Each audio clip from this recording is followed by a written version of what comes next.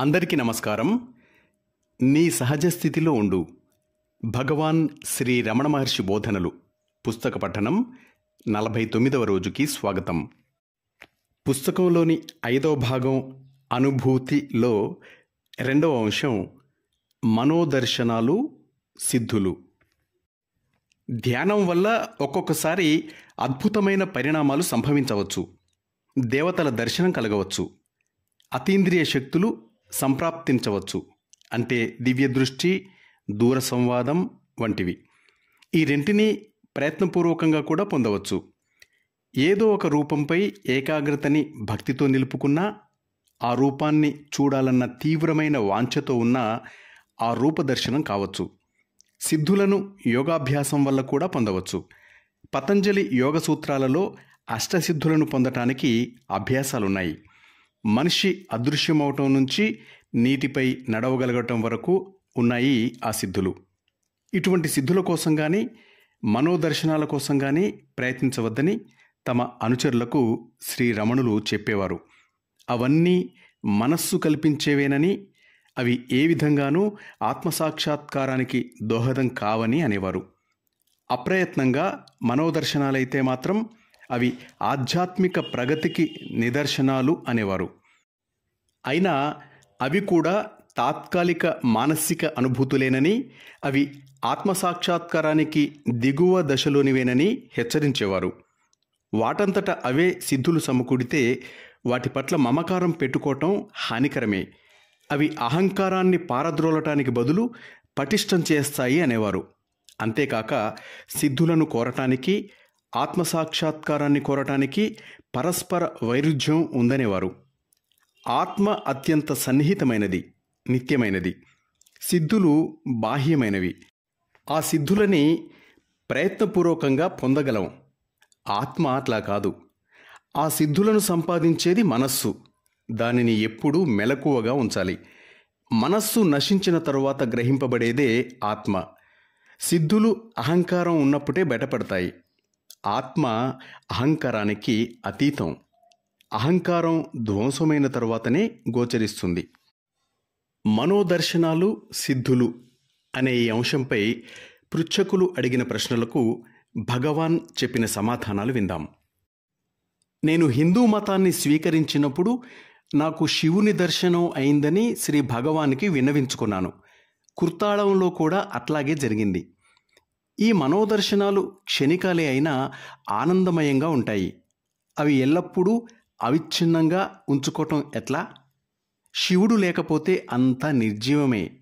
ఆయన్ని తలుచుకుంటేనే నాకు ఎంతో ఆనందం కలుగుతుంది. ఈ దర్శనం నాకు శాశ్వతంగా ఎట్లా ఉండగలదో తెలియజేయండి స్వామి. శివుని దర్శనం అయింది అన్నావు. ఏ దర్శనమైనా ఏదో ఒక పదార్థానికి సంబంధించిందే అవుతుంది. అంటే దర్శించేవాడంటూ ఒకడున్నాడని దాని అర్థం. దర్శింపబడేదానికి దర్శించేవానికంటే ఎక్కువ విలువ ఏమీ లేదు. ఏదైనా దర్శనమైందంటే అది మాయమవటం కూడా సంభవమే. మనోదర్శనం నిత్యం కాదు. శివుడు నిత్యుడు. దర్శనానికి ద్రష్ట ఉండాలి కదా. ఏ ద్రష్ట ఆత్మ లేదు అని అనలేడు. చైతన్యంగా ఆత్మ లేని సమయం అంటూ ఏదీ లేదు. చైతన్యానికి భిన్నంగా ద్రష్ట కూడా ఉండలేడు. ఈ చైతన్యమే నిత్యమైనది, అభిన్నమైనది. ద్రష్ట తనని తాను చూచుకోలేడు. తనని తాను తన కళ్ళతో చూసుకోలేనంత మాత్రాన తాను లేను అని ఎవడైనా అనగలడా?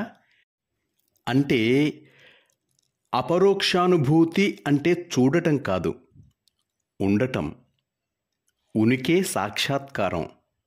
అందువల్ల నేనే శివుడు, శివునికి భిన్నంగా ఏదీ లేదు. అన్నీ శివునిలోనే ఉన్నాయి, శివుని వల్లనే ఉన్నాయి.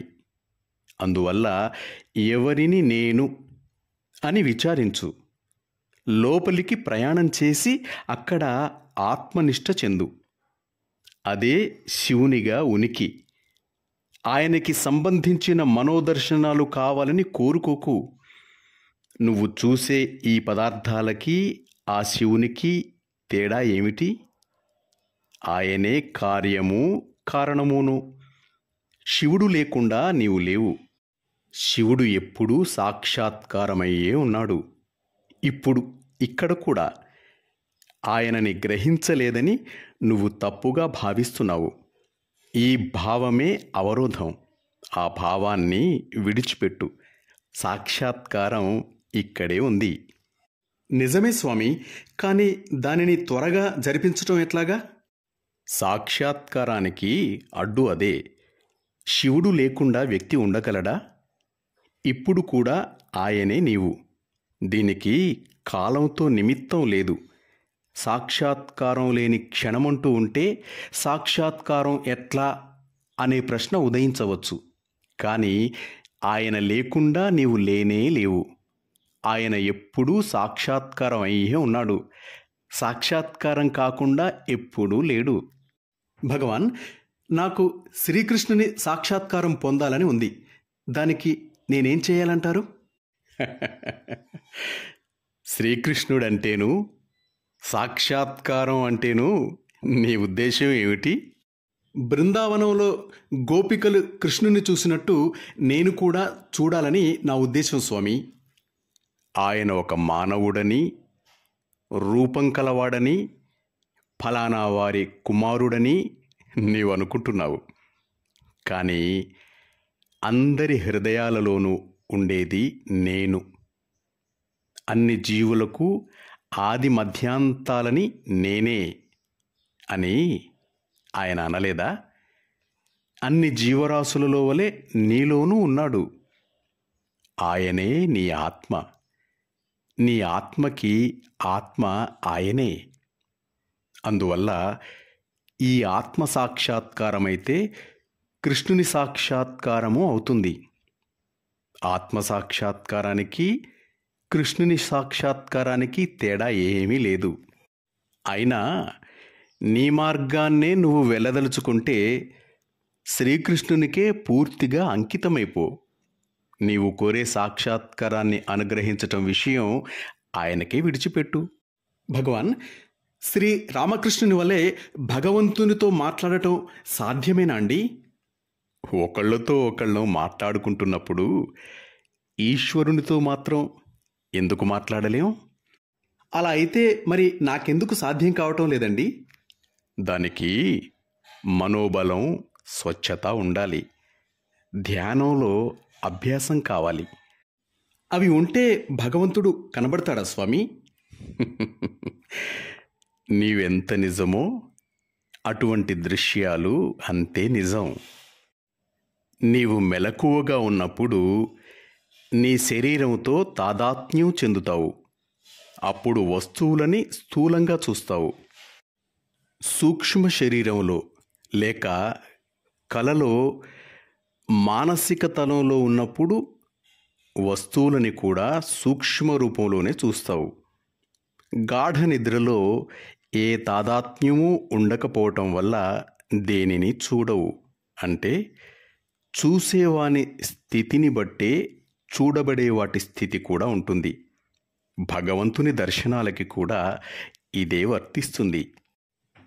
భగవంతుని రూపాన్ని ఎంతో కాలం ధ్యానం చేస్తే ఆ రూపం కలలో కనబడుతుంది. తరువాత మెలకువగా ఉన్న వేళల్లో కూడా కనబడవచ్చు. భగవాన్, తమ వద్ద ఉన్నప్పుడు ఏవో భావతరంగాలు, మనోదృశ్యాలు అనుభవం అయ్యాయి అని ఇక్కడికి వచ్చిన వాళ్ళు నాతో చెప్పారు. మరి నేను ఇక్కడ గడిచిన నెల రోజుల బట్టి ఉంటున్నాను. అటువంటి అనుభవం ఏమీ నాకు కలగలేదు. దీని అర్థం నేను మీ అనుగ్రహానికి అర్హుణ్ణి కాననేనా స్వామి? ఈ మనోదర్శనాలు, భావతరంగాలు వాళ్ళ మానసిక స్థితిపై ఆధారపడి ఉంటాయి.